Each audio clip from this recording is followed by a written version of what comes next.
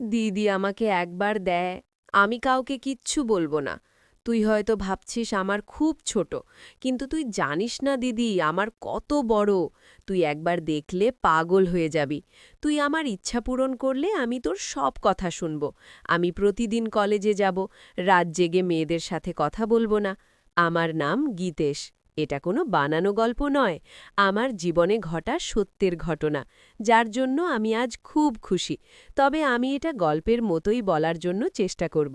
যেহেতু এটা আমার সত্য ঘটনা, তাই শুরুতে অনেকের কাছে বোরিং লাগতে পারে, কিন্তু শেষের দিকে তোমাদের দাঁড়িয়ে যাবে।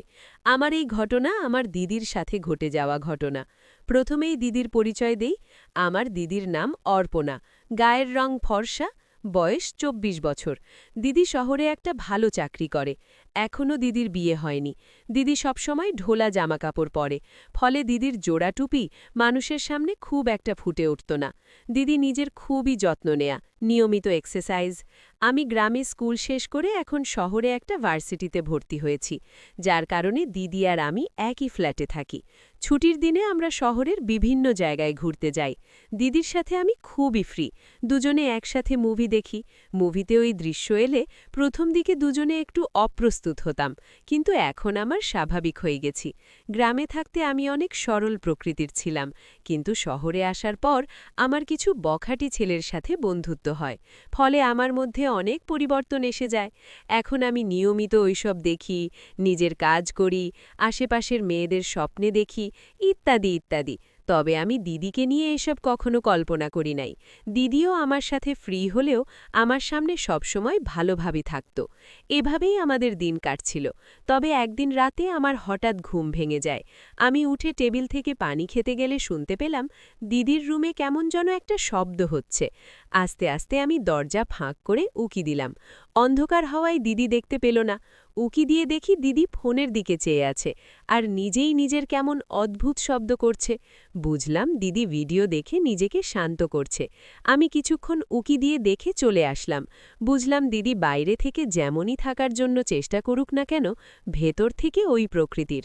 ওই দিন থেকে দিদির প্রতি আমার দৃষ্টিভঙ্গি পুরাপুরি পাল্টে যায়। এখন দিদির সামনের দিকে তাকিয়ে থাকি, দিদি হাঁটার সময় তার দেখি, এমনকি দিদিকে কল্পনায়ও দেখি। এখন দিদি আমার সামনে যতই ভালোভাবে থাকার চেষ্টা করুক না কেন, আমি ঠিকই দিদির সুযোগ পেলে ধরি। দিদি অবশ্য কিছুই বুঝতে পারে না। একদিন দিদি অফিসে গেলে আমি ওর রুমে গিয়ে ওর জোড়া টুপি খুঁজে বের করে আমার কাজ করতে থাকি। একসময় দিদির রুমে ফেলে দেই, পরে সব কিছু যথাস্থানে রেখে পরিষ্কার করে চলে আসি। তারপর থেকে প্রায়ই আমি ওর রুমে গিয়ে নিজের কাজ করে থাকি। এভাবেই চলছিল কিছুদিন।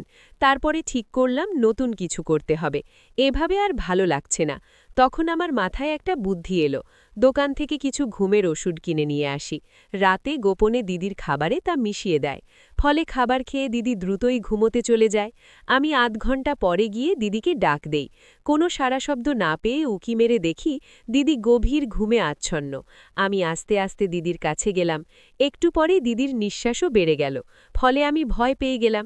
তাড়াতাড়ি দিদি ঠিক করে চলে এসে বাথরুমে গিয়ে কাজ সেরে ঘুমিয়ে পড়লাম। পরদিন ছুটি থাকায় দিদি অফিসে যায় নাই। আমিও কোথাও গেলাম না। সারা দিন দিদির সামনে দেখতে লাগলাম আর বাথরুমে গিয়ে কাজ করলাম। বিকেলে দিদির জন্য শরবত বানিয়ে তাতে ঘুমের ওষুধ মিশিয়ে নিয়ে গেলাম। দিদি আমাকে ধন্যবাদ দিয়ে খেয়ে নিল। খাওয়ার কিছুক্ষণ পরেই দিদি ঘুমিয়ে পড়ল। আমিও দেরি না করে দিদির কাজ শুরু করলাম। এতে দিদি একটু নড়ে উঠল। আমি ভয় পেয়ে সবকিছু ঠিকঠাক করে রুমে চলে আসলাম। এরপর আমার মনের মধ্যে কিছুটা আপাতত বোধ কাজ করতে লাগল। আমি কি করছি এসব? আমার আপন দিদির সাথে এগুলো কি ঠিক হচ্ছে? আর দিদি যদি জেনে যায় তাহলে কি হবে? আর অন্য মানুষের জানলে আমাদের কি হবে? এসব ইত্যাদি ইত্যাদি। কিন্তু দিদির মধ্যে আমি তেমন পরিবর্তন লক্ষ্য করলাম না। তার মানে দিদি জানতে পারে নাই। আমিও এসব থেকে দূরে থাকার প্রতিজ্ঞা করলাম।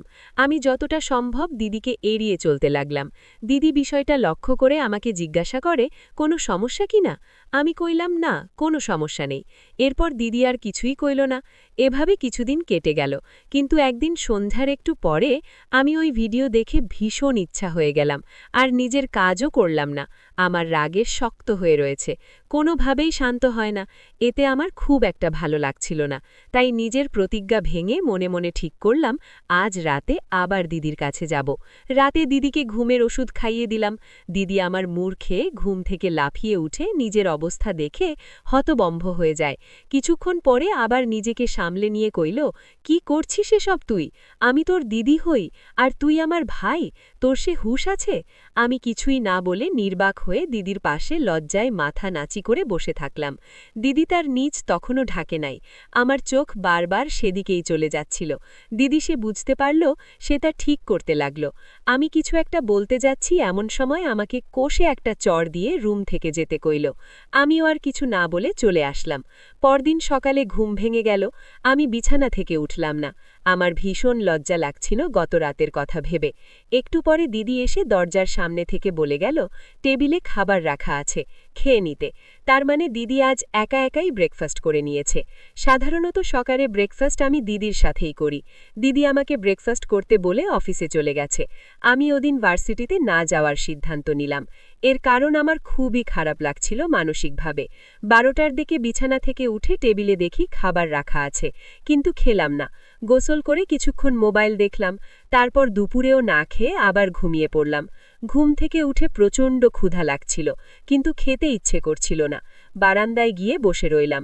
সন্ধ্যার একটু আগে দিদি আসলো। এসে দেখল সেইভাবে খাবার রাখা আছে, আর আমি বারান্দায় বসে আছি।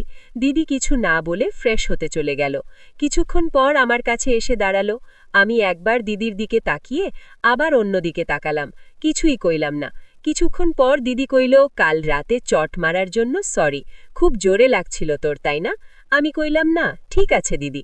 দিদি কইল, আসলে আমি হঠাৎ নিজের ওই অবস্থা দেখে রেগে গেছিলাম। আমার সম্পর্কে ভাই বোন লোকে জানলে সমস্যায় পড়ে যাব। আমি কইলাম, লোকে জানবে কিভাবে? দিদি কিছুক্ষণ চুপ থেকে কইল, চল খাবি? তারপর আমি দিদির সাথে এসে খেয়ে নিলাম। ওই ঘটনার 1 সপ্তাহ হয়ে গেছে। আমরা এখন অনেকটাই স্বাভাবিক হয়ে গেছি। এই কয়েকদিন যাবৎ আমি দিদির মধ্যে একটা পরিবর্তন লক্ষ্য করছি। দিদি এখন বাড়িতে একটু খোলামেলা পড়া শুরু করেছে, আর সব সময় ইচ্ছে করেই দেখিয়ে হাঁটে। দিদি এখন বাড়িতে প্রায় জোড়া টুপি পরে না, ফলে এদিক ওদিক চলে যায়, আর স্পষ্ট বোঝা যায়। আমি কিছুই বলি না, কিন্তু দিদির ওই অবস্থা দেখে আমার নিজের সব সময় রাগ হয়ে থাকে। একদিন আমি বাথরুমে ওই কাজ করতেছিলাম, ভুলে দরজা লক করতে ভুলে গিয়েছিলাম। হঠাৎ দরজা খোলার শব্দ হলো। দরজার দিকে তাকিয়ে দেখি দিদি দাঁড়িয়ে আছে। দিদি কিছু না বলেই চলে গেল। রাতে খাবার সময় দিদি কইল, ওই কাজ করলে স্বাস্থ্যের ক্ষতি হয়, ওসব আর করবি না। আমি কইলাম, কি করছে আমি? দিদি কইল, ন্যাকা, কিছুই বুঝো না। দুপুরে যা করি আমি। বুঝেও না বোঝার ভান করে কইলাম, কি করলাম দিদি? দিদি কইল, ওই কাজ করবি না। আমি কইলাম, কি আর করার, আমার তো ওই কাজ কোনো উপায় নাই। তারপর দিদি আর কিছু কইল। এর কয়েকদিন পর দিদির প্রচণ্ড মাথা ব্যথা শুরু হলো। আমি মালিশ করে দিতে চাইলাম, দিদি কিছু কইল না। তাই আমি উঠে দিদিকে শুয়ে পড়তে কইলাম। দিদি শুয়ে পড়লে আমি তেল দিয়ে মালিয়া করতে শুরু করলাম। প্রথমে অনেকক্ষণ ধরে কপাল ও মাথায় মালিশ করতে লাগলাম। দিদি কিছু বলছে না দেখে আমার সাহস বেড়ে গেল। আমি একটু একটু করে নিচে নামতে লাগলাম। দিদিকে চুপ থাকতে দেখে আমার সাহস আরও বেড়ে গেল। আমি সুযোগ বুঝে ধীরে ধীরে দিদিকে উঠাতে লাগলাম। দিদি বুঝতে পারল আমি করতে যাচ্ছি। সঙ্গে সঙ্গে দিদি আমাকে বাধা দিল। আমি কইলাম, কি হলো দিদি? দিদি আমার কথার উত্তর না দিয়ে কইল, আমার মাথা ব্যথা এখন কমে গেছে, আর মালিশ করা লাগবে না, তুই যা। এখন আমি দিদিকে কইলাম, আমি জানি তুমি এটা মন থেকে বলছো না, তোমার খুবই ভালো লাগতেছে, তাহলে তুমি এমন করতেছ কেন? তারপরেও দিদি আমাকে যেতে কইল, কিন্তু আমার কোনোভাবেই দিদিকে ছেড়ে যেতে ইচ্ছা করছিল না। তাই আমি কইলাম, তাহলে শুধু তোমার সামনের দাও, দেখো আমার কি অবস্থা হয়েছে। এই বলে আমি আমার দিকে শান্ত না করলে আমার খুবই কষ্ট হবে, প্লিজ দিদি। দিদি তখন আর কিছু কইল না। আমি বুঝলাম দিদি এখন আর বাধা দিবে না। দিদি এখন আর কিছুই বলছে না। দিদি জোরে জোরে নিঃশ্বাস নিতে লাগলো। আমি বুঝলাম দিদির ভালো লাগছে। এভাবে প্রায় 15 মিনিট চলল। আমার মনে হলো আমার হবে। আমি এখন আরও জোরে জোরে দিতে লাগলাম। দিদিও বুঝতে পারল। দিদি আমার হাত সরিয়ে দিল। কইলাম, দিদি কি হলো? দিদি কইল, আমার ভালো লাগছে না, তুই যা। এখন আমি আর জোরাজোরি না করে আমার রুমে চলে আসলাম। বিছানায় শুয়ে ভাবছিলাম দিদির কথা। তারপর আবার ভাবলাম দিদি অসুস্থ ছিল এই জন্য মনে হয়। তবে দিদিকে আমার দিতেই হবে, এমন একটা ভাব আসলো আমার মনের মধ্যে। ওই রাতে দিদির কথা ভাবতে ভাবতেই ঘুমিয়ে গেলাম। সকালে দিদি অফিসে চলে গেল, আর আমি ক্লাস করতে চলে গেলাম। দিদির সাথে তেমন একটা কথা হয় নাই, তবে আমি এটাকে স্বাভাবিকভাবেই নিলাম। সারা দিন আমি দিদির কথা ভাবতেছিলাম। ক্লাস শেষ করে বন্ধুদের সাথে কিছুক্ষণ আড্ডা দিয়ে বাসায় চলে আসলাম। বাসায় এসে ফ্রেশ হয়ে খাবার খেয়ে কিছুক্ষণ মোবাইলে ভাই বোনের ভিডিও দেখলাম। তারপর ঘুমিয়ে পড়লাম। ঘুম থেকে উঠে দেখি সন্ধ্যা হয়ে গেছে। দিদি অফিস থেকে এসে শুয়ে আছে। আমি দিদির জন্য অপেক্ষা করতে লাগলাম। দিদিকে ছাড়া আমার এক মুহূর্ত ভালো লাগছিল না। একটু পরে পরে আমার ফোন বেজে উঠল। দেখি দিদির ফোন। রিসিভ করতেই দিদি একটা শপিং মলের ঠিকানা দিয়ে কইল, ওখানে চলে আয়। আমি ওখানে গিয়ে কিছুক্ষণ অপেক্ষা করার পরে দূরে দেখি দিদি এদিকে আসতেছিল। আমাকে দেখে দূর থেকে একটা হাসি দিল। দিদির হাসিটা সত্যিই সুন্দর। দিদি আসার পরে আমি দিদিকে জিজ্ঞেস করলাম, শপিং করবে? সকালে বললিনি তো। দিদি কইল, দুপুরেই ভাবলাম আমার বয়ফ্রেন্ডকে একটা গিফট দেব, এই জন্য তো তোকে আর বলা হয় নাই। আমি অবাক হয়ে কইলাম, তোমার বয়ফ্রেন্ড? আগে কখনো শুনিনি তো যে তোমার বয়ফ্রেন্ড আছে।